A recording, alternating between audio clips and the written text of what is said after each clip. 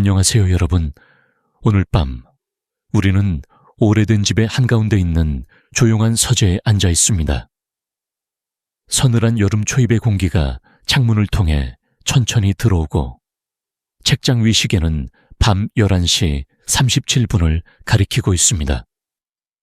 데스크 램프 아래 오래된 노트북 화면은 아직 잠들지 않은 채 나를 바라보고 있었습니다. 내 이름은 마일스 하틀리, 44세. 조지아 사반에서 상업 건축 설계를 하는 건축가입니다. 이 집은 내가 직접 설계에 참여한 곳이었고, 책상 옆 벽에는 내가 그려낸 초기 평면도 스케치가 아직도 액자 속에 걸려 있죠. 하지만 지금 그 스케치보다 더 선명하게 내 시야를 사로잡은 것은 하나의 이메일이었습니다. 보낸 사람, 캔드라 하틀리, 내 아내. 결혼한 지 12년째 되는 해, 그녀는 지금 애리조나의 한 요가 리트릿에 있다고 했습니다. 그런데 그 이메일의 타임스탬프는 애리조나 시간으로 밤 11시 22분.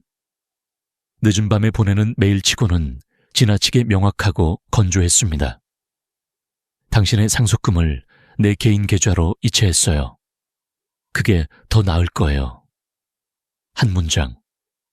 그리고 흐릿한 사진 한 장이 첨부되어 있었습니다. 와인을 든 그녀와 낯선 수염, 난 남자. 노을을 배경으로 발코니에서 찍힌 그 사진은 지난 수년간 내가 받아본 적 없는 종류의 미소를 담고 있었습니다. 그 미소가 내게 한 말은 명확했죠. 더는 돌아올 생각이 없다는 겁니다. 나는 아무 말 없이 노트북을 덮었습니다. 천천히 주방으로 걸어가 냉수 한 잔을 따랐습니다. 손에 창의가 느껴졌고 창밖에는 우리가 함께 만든 정원이 보였습니다. 새 여름 전 그녀는 수국을 심고 나는 그 옆에 조약돌 길을 깔았죠. 그때 나는 몰랐습니다. 그 길은 결국 그녀가 나를 떠나는 길이 될 거라는 걸. 이 상속금 58만 7천 달러는 그냥 숫자가 아니었습니다. 그 돈은 엘레인 이모의 인생 그 자체였죠. 나는 14살 때 부모님을 잃었고 그녀가 나를 키워주었습니다. 이모는 병원에서 이중 근무를 하며 나를 대학까지 보냈고 세상을 떠나며 단 한 줄의 유언을 남겼습니다. 무너뜨리기 쉬운 게 아니라 오래 가는 걸 지어라. 그리고 그 유산은 내게 맡겨졌습니다. 미래의 건축물이자 내 인생의 축이 되어야 할 자산이었습니다. 캔드라는 아무 말이 없었습니다. 전화도 없었고 문자도 없었죠. 심지어 이메일의 인사말조차 없었습니다. 그건 단순한 이체가 아닌 의도된 종료처럼 느껴졌습니다. 나는 노트북을 다시 열고 이메일을 한 번 더 읽었습니다. 분노 대신 차가운 무언가가 흘러 들어왔습니다. 내가 보낸 답장은 6단어뿐이었죠. 알려줘서 고마워. 그리고 다시 노트북을 덮고 물을 마시고 침실로 올라갔습니다. 이 집에 있는 킹사이즈 침대는 2사람을 위한 것이었지만 그날 밤은 혼자였습니다. 그런데 이상하게도 나는 더 깊이, 더 오래 잠들었습니다. 그녀가 돌아오지 않을 거란 사실이 이상하리만큼 위안이 되었습니다. 그녀는 몰랐습니다. 내가 이미 몇 달 전부터 무언가가 잘못되었다는 걸 느끼고 있었다는 것을요. 그녀의 요가 리트릿은 점점 길어졌습니다. 이틀이던 게 나흘이 되었고 나중엔 일주일 넘게 연락이 되지 않는 시간도 생겼죠. 통화 시간은 줄었고 휴대폰은 늘 화면을 아래로 뒤집어 두었으며 언제부턴가 그녀의 기기는 나와의 비밀번호를 공유하지 않게 되었습니다. 그러던 어느 날 그녀는 내게 조심스럽게 물었습니다. 그 돈은 어디에 보관되어 있어? 구체적으로 어느 은행, 어떤 계좌야? 당시 나는 별말 없이 고개를 끄덕였습니다. 생각해 볼게 라고 말했지만 그날 이후 나는 노트를 열고 날짜를 적기 시작했습니다. 작은 의심은 쌓이기 시작했고 이제는 명확한 형태를 갖추기 시작했습니다. 이모의 유산은 그녀가 생각하는 그 계좌에 없었습니다. 실제 자산은 별도로 설정된 신탁 계좌에 보관되어 있었고 그 구조는 단단히 잠겨 있었습니다. 변호사인 리타 월러스가 모든 권한을 관리하고 있었고 나는 매달 보고를 받고 있었죠. 그 계좌에 접근하려면 생체 인증을 포함한 이중 보안 절차를 거쳐야 했습니다. 그녀가 보낸 이메일. 그건 실제로 이체가 되었다는 뜻이 아니었습니다. 오히려 그녀가 실제 계좌 위치를 몰랐다는 증거였죠. 그리고 그건 내게 완전한 카드가 되어 주었습니다. 여기서 우리가 잠시 생각해 볼 수 있는 것은 진짜 신뢰란 무엇인가입니다. 심리학적으로도 부부간의 재정 공유는 관계 신뢰의 상징으로 여겨지지만 동시에 가장 쉽게 악용될 수 있는 요소이기도 합니다. 캔드라가 침묵 속에서 무너뜨린 건 단순한 금융의 선이 아닌 우리가 함께 쌓아올렸던 모든 시간이었습니다. 그날 밤 침대에 누워 천장을 바라보며 생각했습니다. 사랑이 떠나면 고요가 찾아온다. 분노는 없었습니다. 대신 잔잔한 이해, 슬픔은 있었지만 그것은 내가 여전히 사람이라는 증거였죠. 이제 나는 무엇을 지켜야 하는지 분명히 알게 되었습니다. 그 다음 며칠은 마치 시간 자체가 흐르지 않는 듯 느껴졌습니다. 그녀는 연락을 끊은 채 완전히 사라졌고 나 역시 그 공백을 굳이 메우려 하지 않았습니다. 오히려 나는 이 정적 속에서 더 많은 것들을 생각할 수 있었고 과거의 조각들이 조용히 제자리를 찾아가는 소리를 들을 수 있었습니다. 처음으로 뭔가 이상하다고 느낀 건 몇 달 전이었습니다. 캔드라는 요가 리트릿을 이유로 자주 집을 비우기 시작했죠.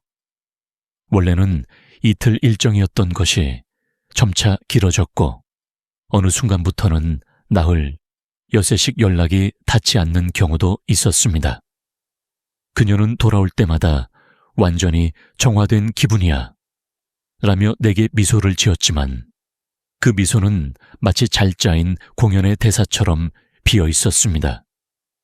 그리고 그 미소 뒤에는 휴대폰 화면을 서둘러 끄는 손, 부재중 통화 목록을 지우는 눈길이 있었습니다. 사소한 징후들. 그렇지만 인간은 늘 그렇듯 의심과 자기기만 사이에서 망설이기 마련이죠. 아, 그냥 스트레스를 풀고 싶겠지.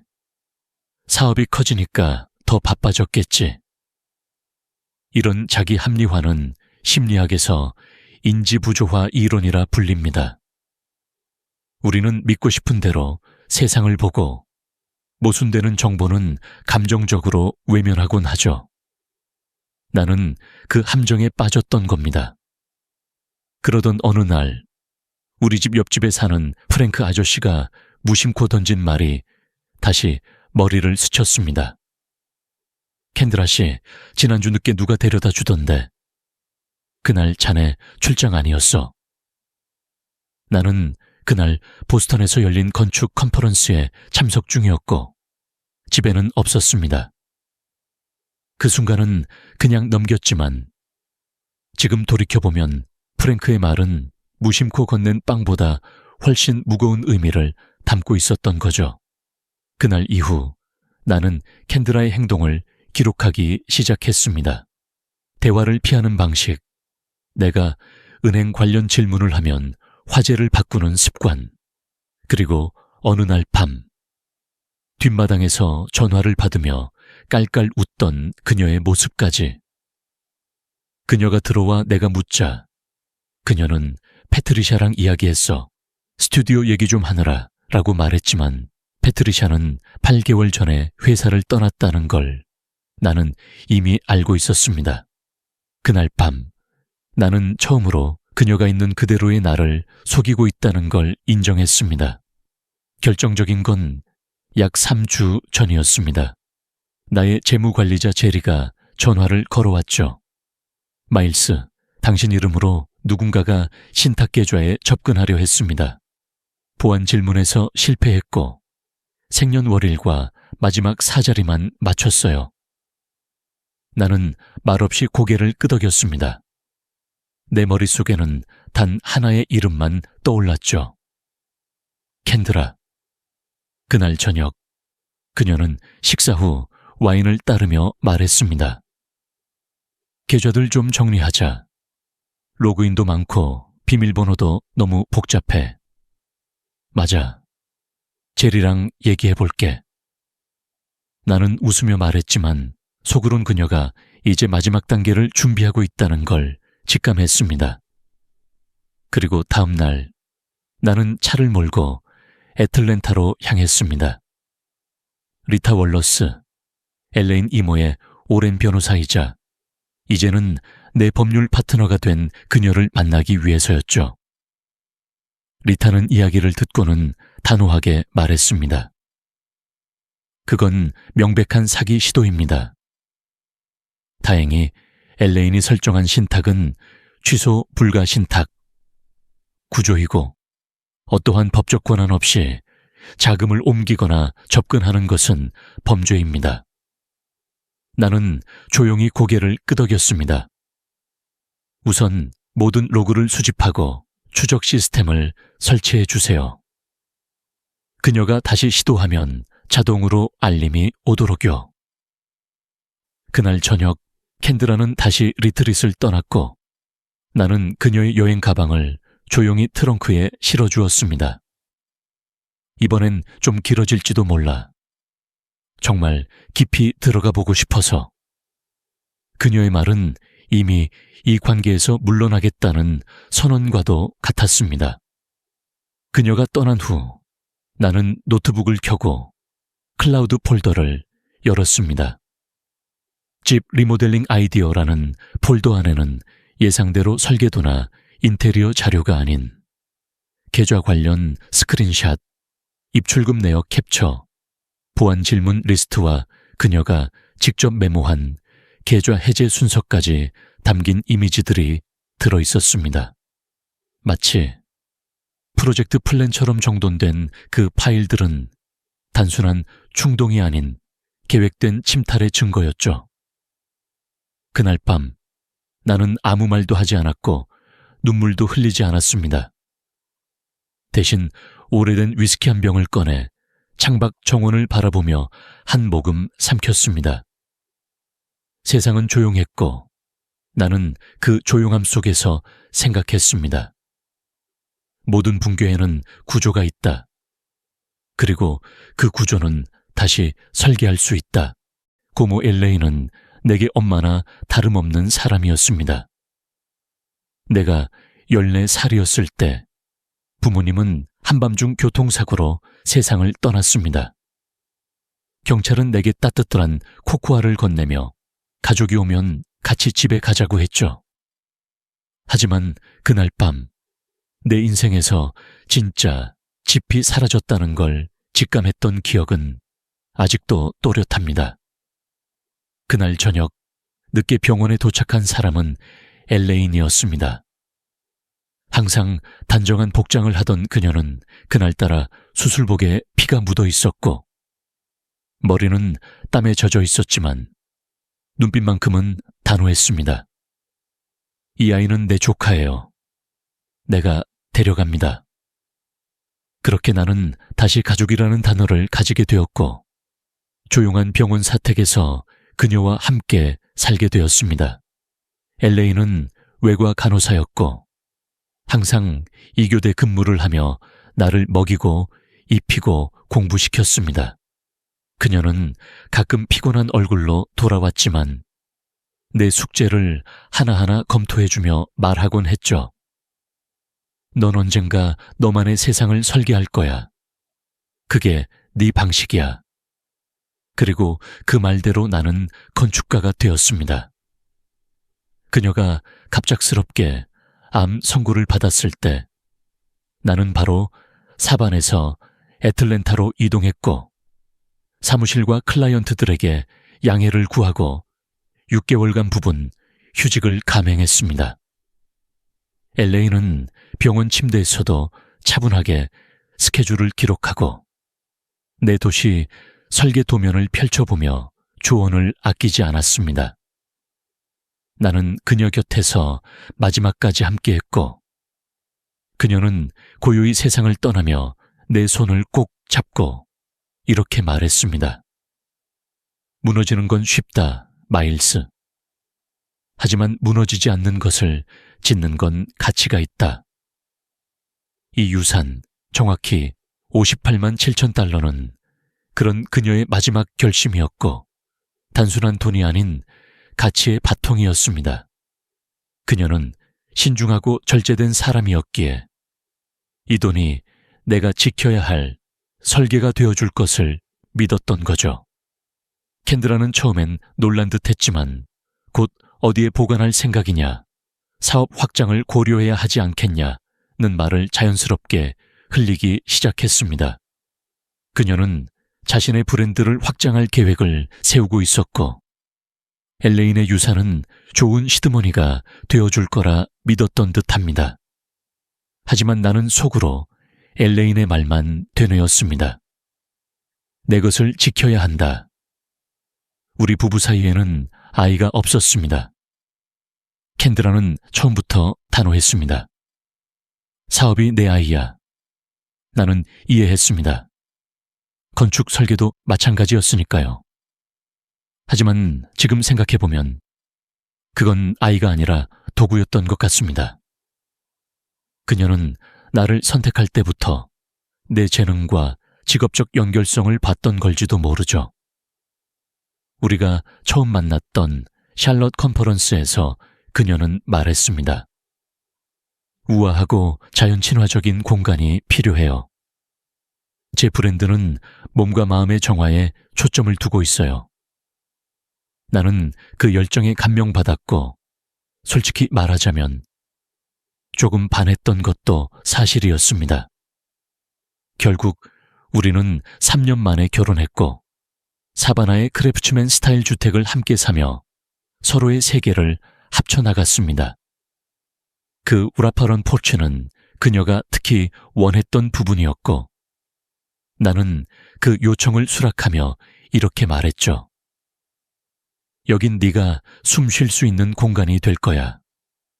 그런데 지금 와서 보면 그녀는 이 공간에서도 숨을 쉬지 못했던 걸지도 모르겠습니다. 아니면 이 공간을 미리 떠날 준비를 하고 있었던 것일 수도 있겠죠. 이런 상황에서 자주 등장하는 질문은 다음과 같습니다. 부부 공동자산과 상속자산은 어디까지 분리될 수 있는가? 법적으로 상속재산은 혼인관계 중에도 개인 자산으로 간주되지만 공동계좌로의 이체나 사용내역이 섞이게 되면 혼합자산으로 분류될 수 있습니다.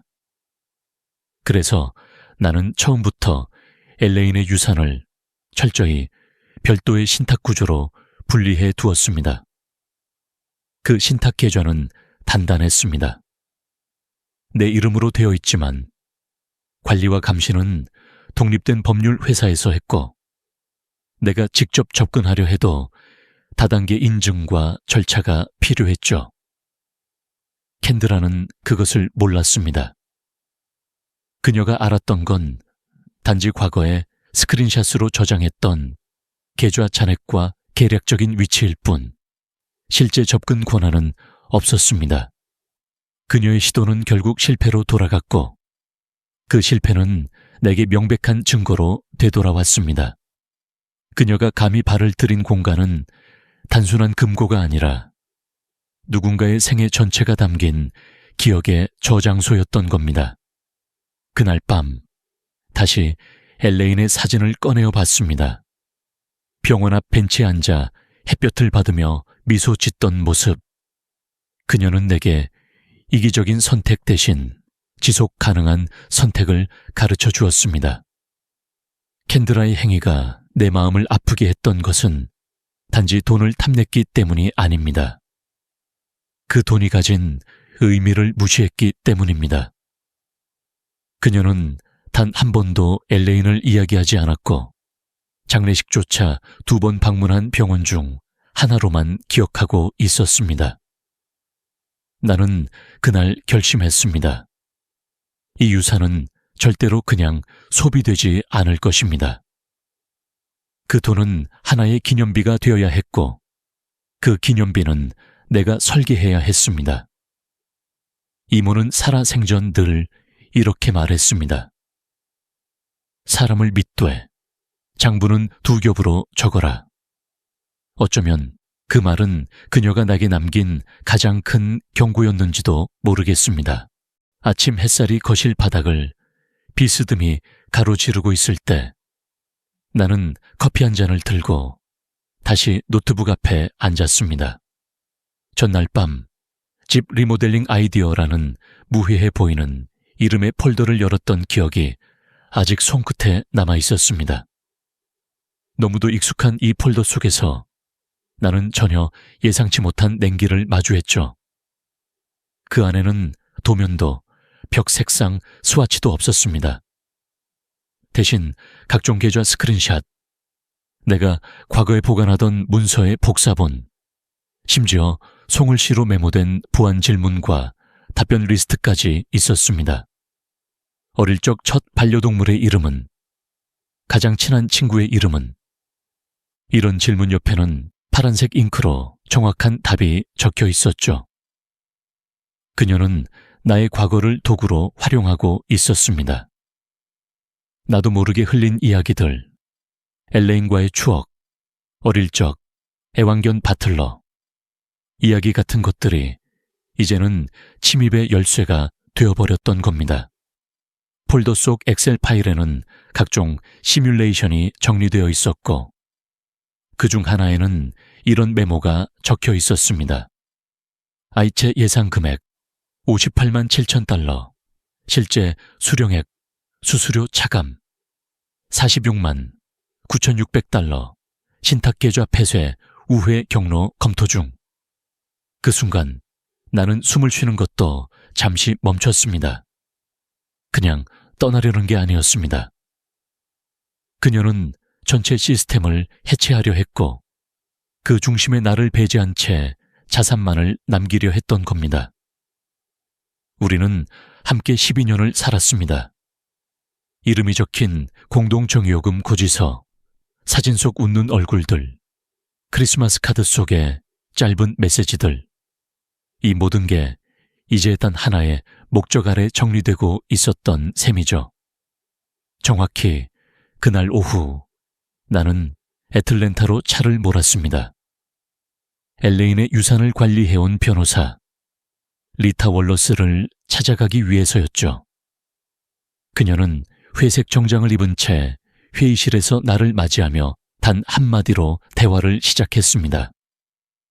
오히려 잘 오셨어요. 나는 캔드라가 준비해온 자료 일부를 보여주며 담담하게 설명했습니다. 리타는 중간에 말을 자르지 않았습니다.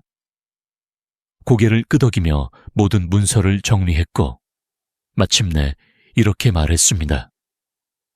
당신의 고모는 이 상황을 예상하셨던 것 같아요. 신탁은 개인 자산으로서 완전히 분리되어 있고 그녀가 접근하는 순간 자동 감시 시스템이 작동하도록 설정되어 있었습니다.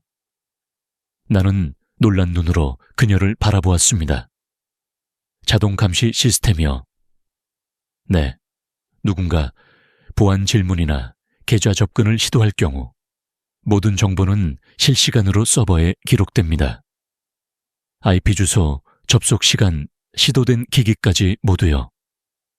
그리고 이건 결정적인 증거가 됩니다. 그녀는 탭 한 번에 그 로그 파일을 내게 보여주었습니다.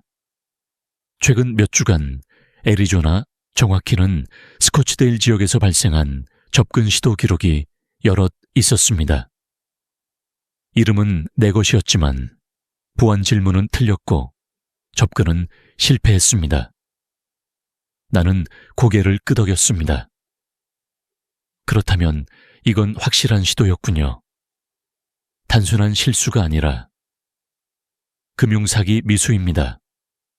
그리고 법적으로 명확하게 기록됩니다. 리타는 종이에 내 이름을 쓰며 차분히 덧붙였습니다. 이제 선택은 당신에게 있어요. 이걸 어디까지 가져갈지는. 나는 생각에 잠긴 채 사무실 창밖을 바라보았습니다. 빌딩 숲 사이로 햇살이 비스듬히 떨어지고 있었고 마치 오래된 계획을 되돌아보는 도면 같기도 했습니다. 다시 집으로 돌아왔을 때 캔드라는 이미 짐을 다 쌌는지 집안이 지나치게 조용했습니다. 냉장고에는 그녀가 좋아하던 아몬드 우유도 생강차도 없었습니다. 오직 나만의 냉기만이 가득 찬 주방. 그곳에서 나는 다시 노트북을 켜고 모든 관련 문서를 별도의 폴더에 정리했습니다. 폴더 이름은 단순히 증거였습니다. 그 다음 날 나는 공동 계좌에 접근하여 최근 이체 기록을 확인했습니다. 눈에 익지 않은 외부 계좌로 수천 달러가 주기적으로 이체되고 있었고 금액은 점점 커지고 있었습니다. 마지막 이체는 47,000달러. 목적지는 노스런 레이크스 크레딧 유니온이라는 처음 듣는 금융기관이었습니다. 나는 곧장 계좌 운영을 맡은 헤럴드에게 전화를 걸어 확인했습니다. 그는 차분한 목소리로 말했습니다. 해당 계좌는 캔드라 하틀리 이름으로 8개월 전 개설되었고 등록 주소지는 스코치데일입니다. 그 순간 나는 퍼즐의 마지막 조각을 손에 쥔 느낌이었습니다.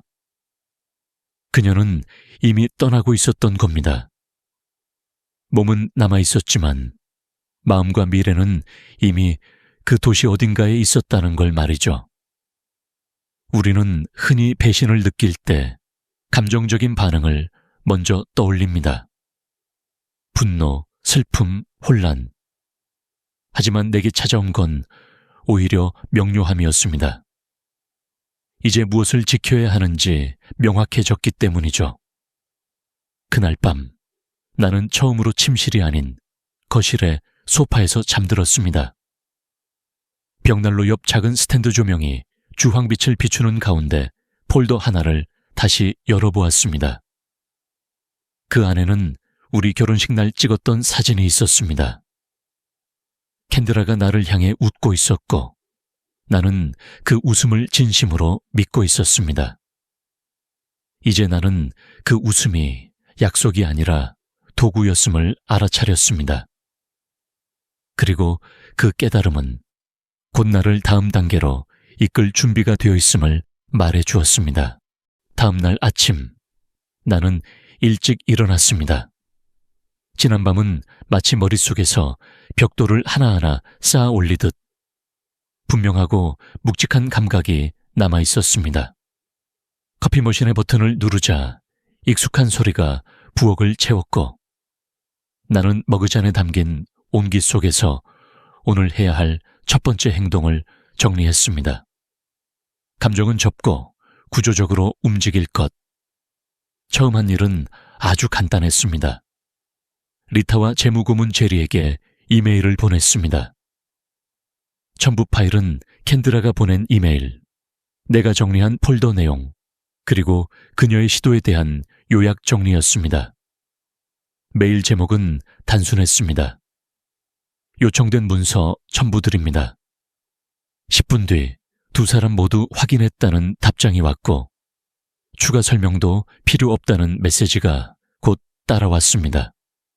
나는 마치 법률 문서 대신 건축 도면을 보듯 냉정하게 처리 과정을 머릿속에 그렸습니다.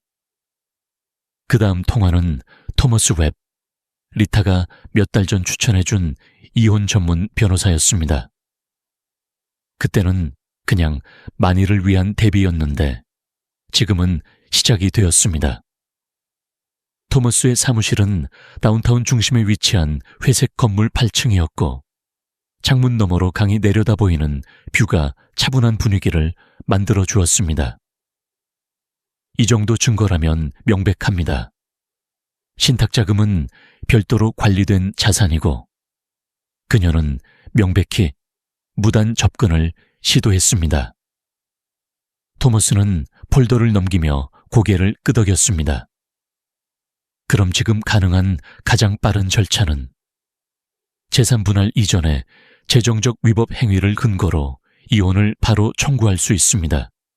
조지아주는 무과실주의를 채택하고 있지만 사기나 재정적 기만 행위가 입증될 경우 예외 조항이 적용됩니다. 이건 그 조건에 부합하죠. 나는 바로 서류에 서명했습니다.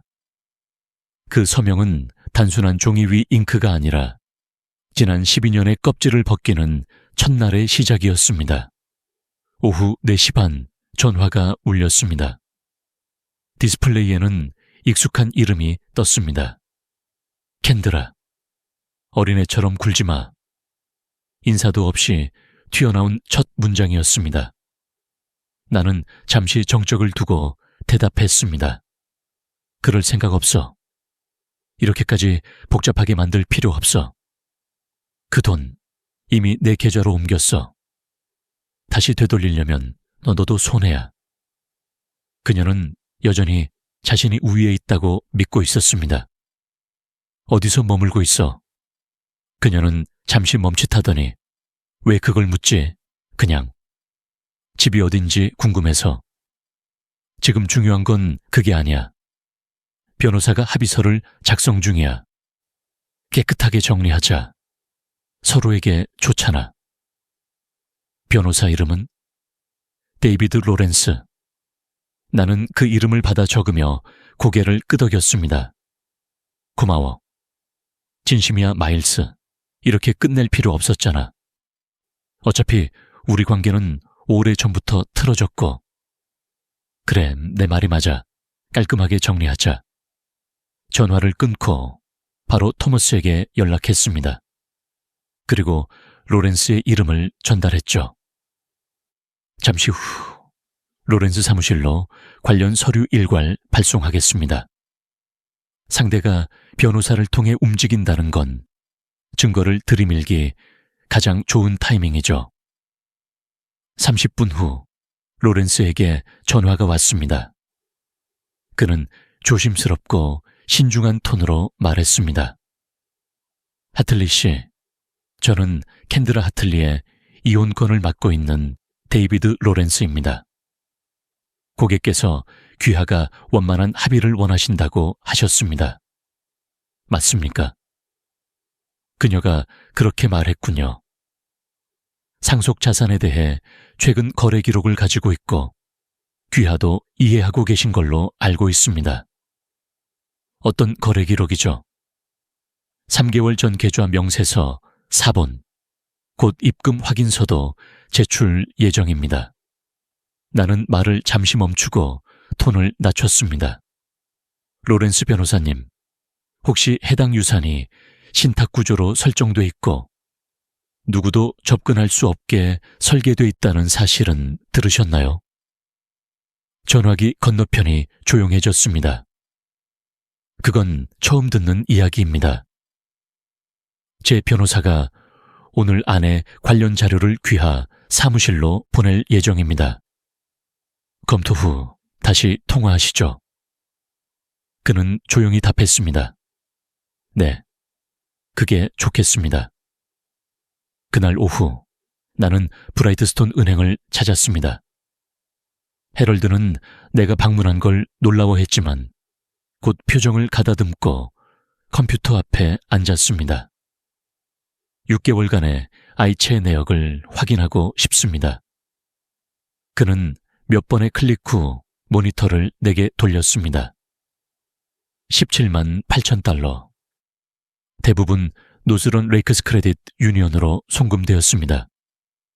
나는 계좌번호를 가리키며 물었습니다. 이 계좌 명의는? 캔드라 하틀리. 주소는 애리조나 스코츠데일입니다. 모든 게 명확해졌습니다. 집으로 돌아오는 길. 나는 단 하나의 감정만 떠올렸습니다. 무너진 것이 아니라 완전히 끝났다는 감각. 그리고 그 감각은 다음 단계로 나아갈 때의 힘이 되었습니다. 사실을 알게 된 뒤 이상하게도 마음은 덤덤했습니다. 감정의 소용돌이 속에서 분노가 아니라 정리라는 단어가 먼저 떠오르던 그 아침. 나는 이제 남은 조각들을 맞추는 일에 집중했습니다. 가장 먼저 스코츠데일 아파트에 대한 정보를 더 자세히 알아보기로 했습니다. 토머스가 고용한 조사 전문가가 내게 파일 하나를 보냈습니다.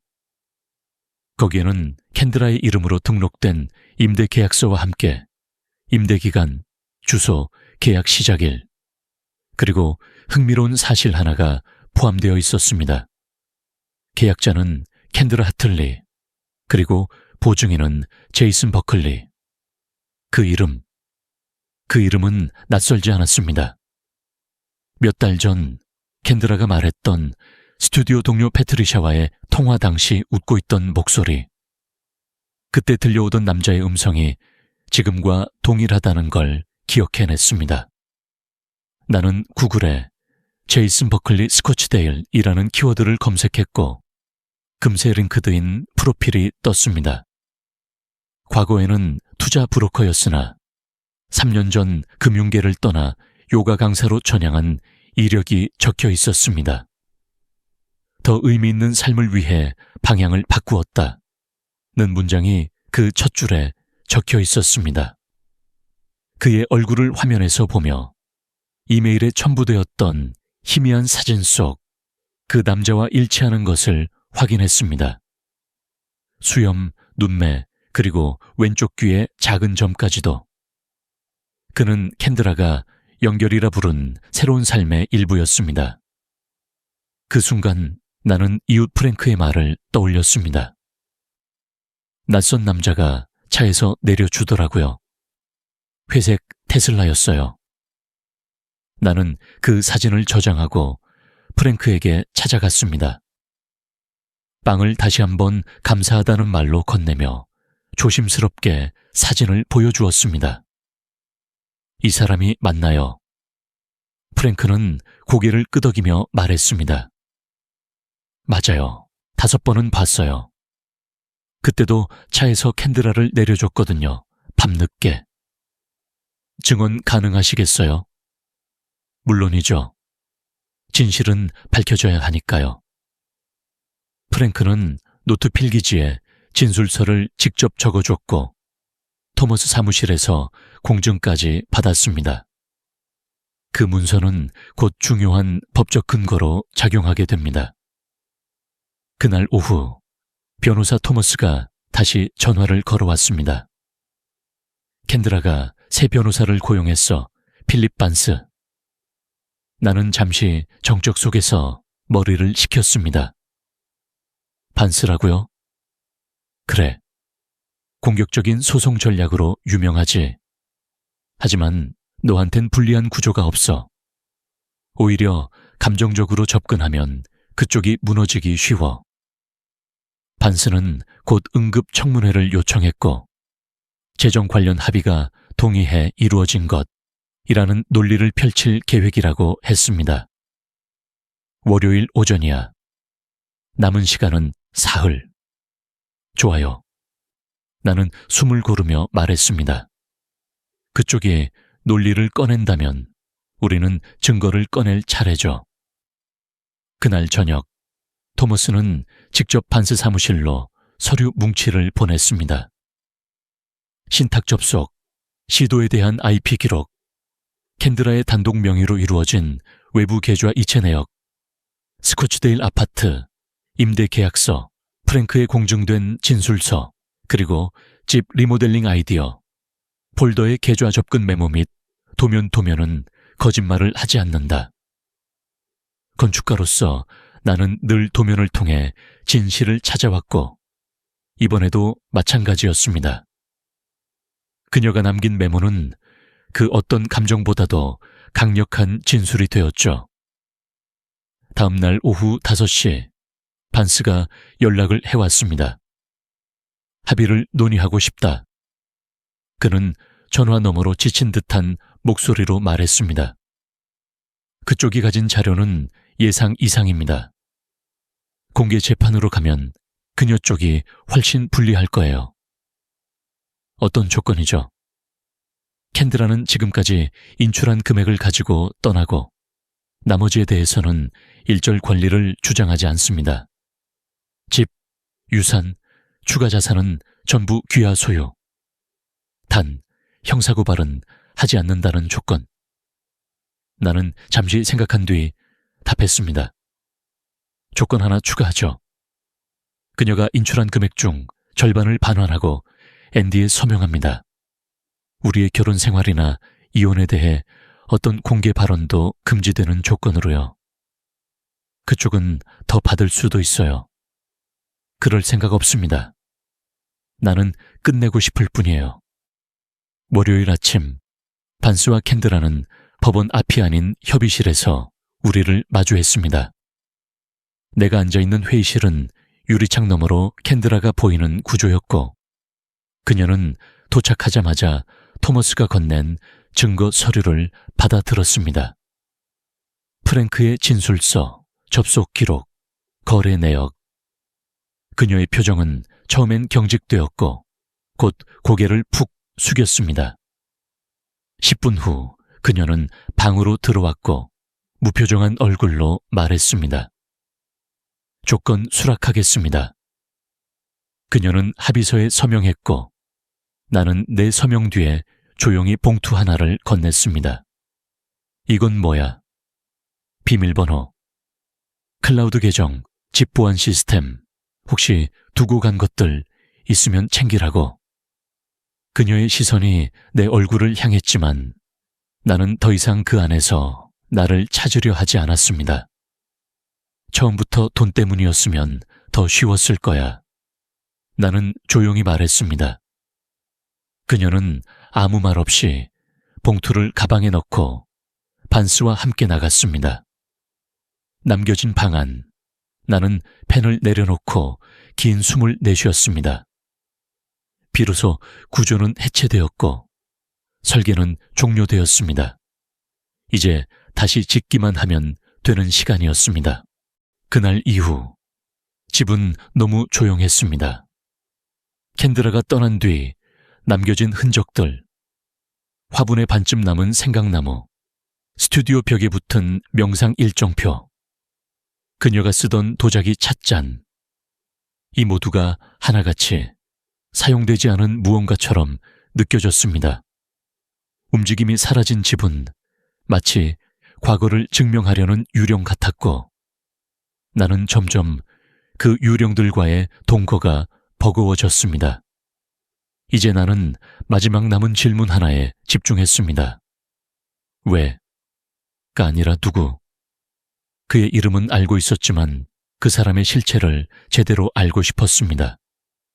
단순한 질투나 복수심이 아닌 지난 몇 개월의 퍼즐을 완성하기 위한 마지막 조각이 필요했기 때문입니다. 나는 프랭크의 증언과 은행 기록, 조사 보고서를 종합해 제이슨 버클리라는 남자에 대해 더 깊이 조사하기 시작했습니다. 그는 42세. 과거에는 뉴욕 기반의 중형 투자 자산관리 회사에 근무했고 3년 전 삶의 방향 전환을 선언하며 정역적으로 퇴사 스코츠데일의 한 요가 센터에서 강사로 재직 중이었습니다. 그의 SNS에는 몸과 마음의 정렬이 곧 자유다라는 문구가 헤더에 적혀 있었고 누군가의 삶을 다시 설계하려는 듯한 문장이 곳곳에 흩어져 있었습니다. 그 문장들 속에는 캔드라와 나눴던 표현이 그대로 쓰여 있었고, 그걸 본 순간 나는 소름이 돋았습니다. 그는 단순히 캔드라의 곁에 있었던 게 아니라 그녀의 언어와 가치관을 설계해 준 사람이었습니다. 그녀의 새로운 삶을 그가 디자인한 거구나. 그건 어느 의미에선 나 자신을 다시 보게 만드는 순간이었습니다. 나는 사람의 공간을 설계해 왔지만 정작 그녀의 마음속 구조물은 내가 아닌 다른 사람이 만들고 있었던 겁니다. 다음 날 토머스가 내게 전화했습니다. 로렌스가 공식적으로 사임서를 제출했어. 법원에도 복사본을 전달했지. 그럼 그녀는 새 변호사 없이 남은 건가요? 그렇진 않아. 반스가 여전히 남아있긴 한데 흥미로운 일이 하나 더 생겼어. 그는 정리된 음성으로 말했습니다. 어제 캔드라가 당신에게 이체한 금액 외에 추가적으로 89,275달러를 별도 계좌에서 보내왔어. 메모에는 남은 금액 반환이라고만 적혀 있었다고 해. 나는 아무 말도 하지 않고 가만히 손에 들려있던 펜을 내려놓았습니다. 그 돈은 우리가 합의한 금액 외의 부분이었고 법적으로 반환 의무도 없었습니다. 그녀가 정말로 그 금액을 미안함 혹은 정리의 의미로 보냈는지 아니면 단지 자기 양심의 증거를 하나 만들어두기 위한 선택이었는지는 알 수 없었습니다. 하지만 중요한 건 나도 그 돈을 받을 준비가 되어 있다는 사실이었습니다. 그날 저녁 나는 강가로 나갔습니다. 캔드라와 예전 한밤중 산부를 즐기던 강변. 그녀가 사업 아이디어를 처음 내게 털어놓았던 장소였죠. 당신이 설계하고 내가 운영하면 완벽하지 않을까? 그 말에 나는 진심으로 고개를 끄덕였고 그녀는 내 팔을 감싸 안으며 웃었죠. 지금 생각하면 그 웃음마저 계획의 일부였는지도 모릅니다. 나는 벤치에 앉아 바람을 맞으며 그 체크를 가방에서 꺼냈습니다. 종이의 감촉이 왠지 따뜻하게 느껴졌습니다. 이 돈을 개인 계좌에 넣을 수도 있었지만 나는 결정했습니다. 이건 내 것이 아니다. 이건 다시 의미를 갖게 해야 한다. 나는 다음 날 엘레인의 신탁을 재구성하며 만든 장학재단 계좌로 그 돈을 입금했습니다. 그리고 그날 오후 리타와 함께 첫 장학금 수혜자를 선정하기 위한 심사에 들어갔습니다. 수많은 지원서 중 하나, 남조지아의 한 고등학생이 쓴 에세이가 눈에 띄었습니다. 제목은 치유하는 공간의 설계. 그녀는 자신이 어릴 적 부모를 잃고 지역 도서관의 낡은 건물 한켠에서 위로를 받았다고 적고 있었습니다. 그 순간 엘레인이 내 곁에 있는 듯한 기분이 들었습니다. 그녀의 말이 다시 떠올랐습니다. 무너뜨리기 쉬운 게 아니라 오래 가는 걸 지어라. 나는 다시 한번 확인했습니다. 복수는 복원만큼 깊지 못합니다. 복원은 설계고 설계는 선택입니다. 그날 밤 내 휴대폰에 제리의 문자 하나가 도착했습니다. 저녁 7시 예약했어요. 그 건축가 친구도 데려갈게요. 괜찮죠? 나는 미소 지으며 답장을 보냈습니다. 좋아요. 조금 늦을 수도 있지만 꼭 갈게요. 나는 자리에서 일어나 걸었습니다. 복수를 계획한 사람은 많지만 재건을 선택하는 사람은 드뭅니다. 나는 그 드문 선택을 하기로 했습니다. 그날 저녁 나는 정말 오랜만에 정장을 입었습니다. 회색 리넨 자켓에 흰 셔츠, 심플한 갈색 구두. 옷장 앞에 서서 거울을 바라보는 동안 문득 이런 생각이 들었습니다. 지금 입는 이 옷은 누구를 위한 걸까? 예전엔 캔드라가 좋아했던 색, 어울린다고 말했던 스타일을 무의식적으로 고르곤 했습니다. 하지만 오늘은 아니었습니다. 이건 나를 위한 선택이었고 오롯이 나의 저녁을 위한 준비였습니다. 레스토랑은 강가 근처의 작은 프렌치 비스트로였습니다. 창밖으로는 가로등 불빛이 반사된 강물이 흐르고 있었고 내부는 촛불 같은 조명이 공간을 아늑하게 덮고 있었습니다. 제리는 이미 와 있었고 그의 맞은편에는 짧은 머리에 둥근 안경을 쓴 사람이 앉아 있었습니다. 마일스, 여기 미나예요. 샬롯에서 온 건축가. 이번에 우리랑 공동 프로젝트 들어가기로 했어. 반가워요. 마일스 하틀리입니다. 저도요. 미나 정입니다. 그녀는 손을 내밀었고 우리는 짧은 악수를 나눴습니다. 그 대화는 유창하지 않았지만 편안했습니다. 우리는 서로가 만든 공간들, 가장 힘들었던 설계, 그리고 의도와 현실 사이의 간극에 대해 이야기했습니다. 그녀는 말했다.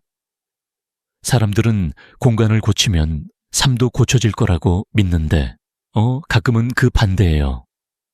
삶이 먼저 변해야 공간이 따라오죠. 나는 그 말에 고개를 끄덕였습니다. 예전에는 그런 말이 이상하게 들렸을 거예요. 그런데 지금은 이해돼요. 그녀는 내가 마신 스카치 잔을 가리키며 웃었습니다. 그거 잘 어울리네요. 편안해 보여요.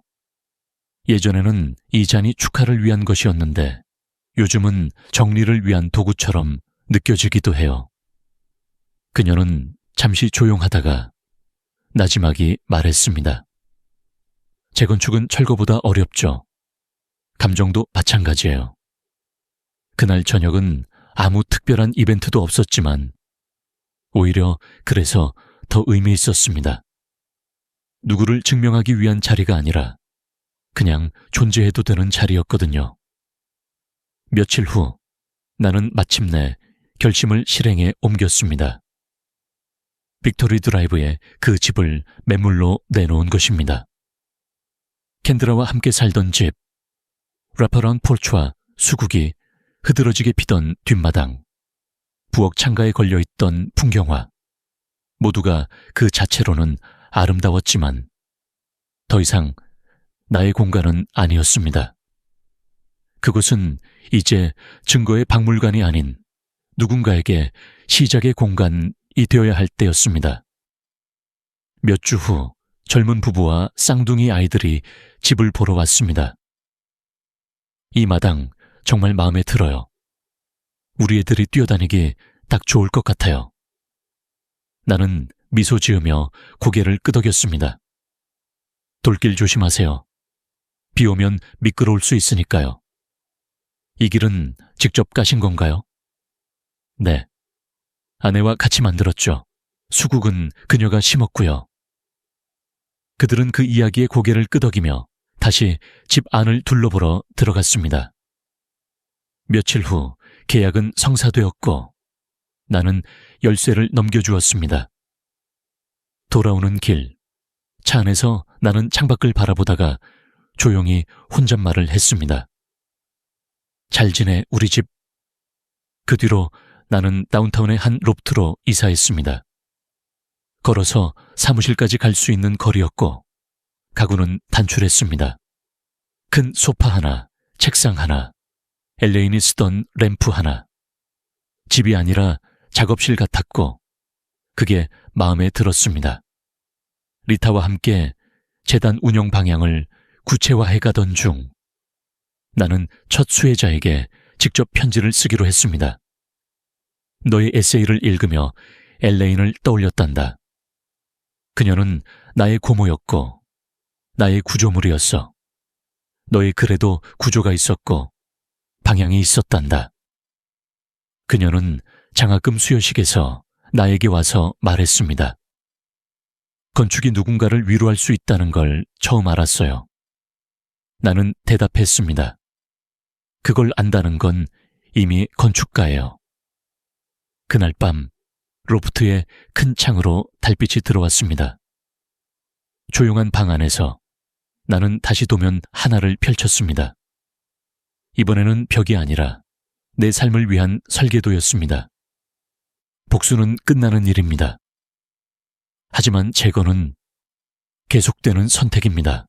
로프트로 이사한 첫 주말, 나는 짐을 정리하면서 한 상자를 꺼냈습니다. 겉면에 서재 개인이라고 적힌 라벨, 캔드라와 함께 살던 집에서 가져온 상자 중 마지막 남은 것이었습니다. 그 안에는 내가 손으로 그렸던 옛 스케치, 대학 시절 노트, 그리고 한쪽 구석에는 엘레인이 써준 손편지가 있었습니다. 편지는 오래된 병원 메모지에 적혀 있었고 잉크는 약간 번져 있었습니다. 마일스, 너는 이 세상에 존재하는 틀을 다시 설계할 줄 아는 사람이야. 기억해. 부서지지 않는 구조는 없다. 하지만 다시 세울 줄 아는 사람은 드물지. 사람이건 건축물이건 결국 지탱하는 마음이 가장 중요한 거야. 나는 그 편지를 손에 들고 그대로 바닥에 주저앉았습니다. 이상하게도 울음이 나오지 않았습니다. 그냥 조용한 옹이 같은 감정이 천천히 번져왔습니다. 그날 저녁, 나는 캔들에게서 마지막으로 받은 문자 메시지를 삭제했습니다. 우린 다른 방향으로 흘러갔을 뿐이야. 맞는 말이었습니다. 방향이 달라졌고 결국 그 방향은 각자의 끝을 향해 가는 길이었습니다. 며칠 뒤 나는 도시 외곽의 작은 카페에서 프랭크를 다시 만났습니다. 그는 캔드라와의 사건 이후에도 여전히 정원을 돌보고 있었고 아내와 함께 만든 애플파이를 챙겨왔습니다. 너무 고마웠어요, 프랭크. 진심으로요. 나는 그냥 보고 느낀 걸 말했을 뿐이야. 대부분은 못 본 척하잖아. 그래서 더 고마웠어요. 그 말이 퍼즐의 마지막 조각이었으니까요. 잘 정리된 것 같아 보여서 다행이야. 정리는 끝났고요. 이제 새로 그릴 차례예요. 그는 고개를 끄덕이며 말했다. 기초는 튼튼하잖아. 처음부터 잘 만들었으니까.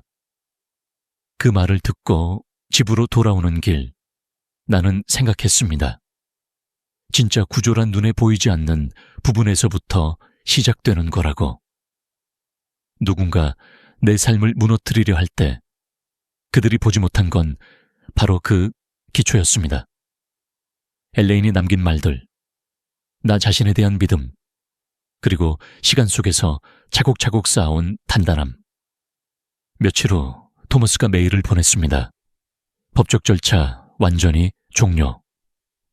캔드라는 NDA 조항 위반 10불이익을 인정했고 남은 공동자산 관련 문제도 전부 마무리됐습니다.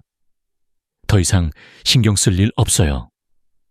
이제야 정말 끝이 났습니다. 단 한 줄의 이메일이 내 손목의 긴장을 풀어주었습니다. 그날 밤 나는 캔드라가 마지막으로 입었던 회색 스웨터를 쓰레기 봉투에 넣었습니다.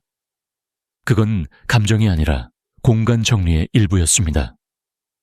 토요일 아침 나는 다운타운 도서관의 워크숍에서 강의를 했습니다. 주제는 개인 공간의 치유력. 강의가 끝난 후 한 중년 여성이 다가와 말했습니다. 건축은 건물만 만드는 게 아니라는 걸 알았어요. 네, 건축은 사람의 선택이에요. 그 안에서 우리가 어떤 이야기를 살지에 대한. 강의 후 나는 카페로 향했고 미나가 미소 지으며 앉아 있었습니다. 오늘 강의 아주 좋았어요. 사람들 얼굴이 다 변했더라고요. 설계자의 역할은 구조만이 아니라 감정의 동선도 설계하는 거니까요. 그녀는 커피잔을 들며 가볍게 웃었습니다. 그러고 보니 나도 집을 다시 바꾸고 싶어졌어요. 어쩌면 나 자신도요.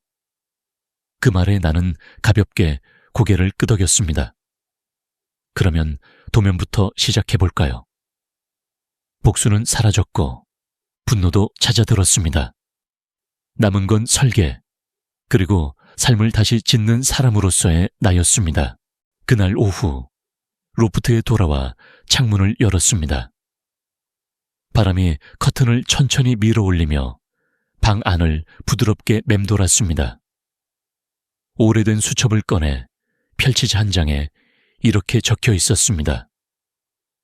새로운 구조는 헌 기억 위에 지어지지 않는다.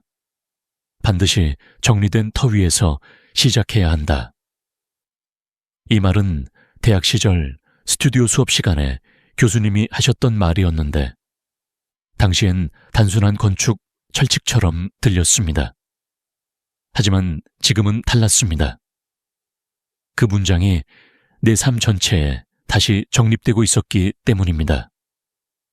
정리된 터, 이혼 서류는 모두 마무리되었고 유산은 완전한 법적 보호 아래에서 장학재단으로 이어졌습니다. 캔드라는 이제 내 삶에서 이름만 남았을 뿐이고 그녀도 어느 곳에선가 자기만의 설계를 이어가고 있을 겁니다. 그녀가 왜 그런 선택을 했는지는 이제 중요하지 않았습니다. 내가 다시 짓는 건 왜가 아닌 어떻게였기 때문입니다. 재단 운영은 점점 자리를 잡아갔고 첫 번째 수혜자였던 소녀는 지방건축학교에 합격했습니다. 그녀는 장학 수여식에서 내가 보낸 손편지를 무대에서 읽으며 이렇게 말했습니다. 건축은 벽을 세우는 일이 아니라 마음의 통로를 만드는 일이라는 걸 배웠어요. 그 말을 들은 순간 엘레인의 목소리가 귓가에 되살아났습니다. 네가 지은 공간이 누군가에게 숨 쉴 곳이 되면 그걸로 충분해. 그날 저녁 나는 리텍에 메일을 보냈습니다. 재단명을 엘레인 하틀리 기념 장학재단으로 바꾸고 싶습니다. 그녀의 이름을 계속 남기고 싶어요. 리타는 1시간도 채 되지 않아 이렇게 답장을 보냈습니다. 당신은 그녀의 삶을 가장 잘 설계한 사람이에요. 이름, 자격 충분합니다. 며칠 후 로프트 우체함에 낯선 봉투 하나가 도착해 있었습니다. 발신인도 주소도 없는 흰 봉투. 안에는 송울씨로 적힌 짧은 메모 한 장과 함께 정확히 89,275달러짜리 수표 한 장이 들어있었습니다. 메모에는 이렇게 쓰여 있었습니다. 남은 금액 갚습니다. 그냥 그것만입니다. 서명은 없었습니다. 하지만 누구의 손인지 알 수 있었습니다. 나는 그 수표를 그대로 재단 계좌로 입금했습니다. 그 돈은 또 다른 장학금이 되었고 또 다른 아이의 꿈이 되었습니다. 복수로 사라졌을 뻔한 가치가 결국은 다른 누군가의 출발점이 되었다는 사실이 말없이 나를 위로해 주었습니다. 그날 밤 다시 강변 벤치에 앉았습니다. 캔드라와 함께 앉았던 그 자리. 하지만 이제는 나만의 공간. 밤하늘은 흐리지도 맑지도 않았고 내 마음처럼 조용하고 평평했습니다. 휴대폰이 진동하며 한 통의 문자가 도착했습니다. 저녁 7시 우리 테이블 미나도 올 거예요. 제리. 나는 시간을 확인하고 천천히 일어나 걸었습니다. 저녁 식사 자리를 향해 가는 그 길이 단순한 약속이 아니라 새로운 이야기의 첫 문장이 되기를 바라는 마음으로. 어쩌면 인생이란 부서지는 일을 피하는 것이 아니라 부서진 뒤에도 다시 그리는 용기를 갖는 일인지도 모릅니다. 나는 다시 한번 다짐했습니다. 이제부터 짓는 모든 건축물은 무너지지 않도록이 아니라 무너져도 다시 설 수 있도록 설계하겠다고. 안녕하세요, 여러분. 오늘 밤 우리는 조용한 서재 한편에 앉아 무너진 관계와 지켜낸 가치에 대해 이야기 나눕니다. 마일스 하틀리, 44세의 건축가는 어느 날 아내 캔드라의 이메일 한 통으로 12년간의 결혼이 끝났음을 직감합니다. 상속받은 유산에 무단 접근한 그녀의 배신은 단순한 재산 갈등이 아닌 오래도록 쌓아온 신뢰의 붕괴를 의미했죠. 하지만 마일스는 분노가 아닌 설계자다운 방식으로 반응합니다. 증거를 모으고 법적 절차를 따라 조용하지만 단단한 대응을 이어갑니다. 결국 캔드라는 모든 혐의를 받아들이고 이혼은 완결됩니다. 그 과정에서 마일스는 고모 엘레인의 유산을 기반으로 장학재단을 설립하고 자신이 받은 사랑과 신뢰를 사회로 되돌리기로 합니다. 집을 팔고 소유를 줄이며 다시 작고 단단한 삶을 선택한 마일스는 자신과 같은 상실을 겪은 아이들에게 공간이라는 미래를 선물하기 시작합니다. 그리고 마지막에는 복수 대신 재건의 길을 선택한 자신에게 깊은 확신을 가지게 되죠. 우리 삶도 마찬가지입니다. 무너지는 순간은 예고 없이 오지만 다시 짓는 일은 선택입니다. 그리고 그 선택은 바로 오늘 밤 우리가 꺼낸 이야기처럼 다시 설 수 있는 용기를 지닌 이들에게만 허락된 설계이자 선물입니다. 좋아요와 구독 잊지 말아주세요. 그리고 지금 시각과 당신이 계신 곳을 댓글로 남겨주세요. 자, 불을 끄고 선풍기를 켜서 편안한 소리를 내며 오늘 밤 마무리해볼까요? 안녕히 주무세요.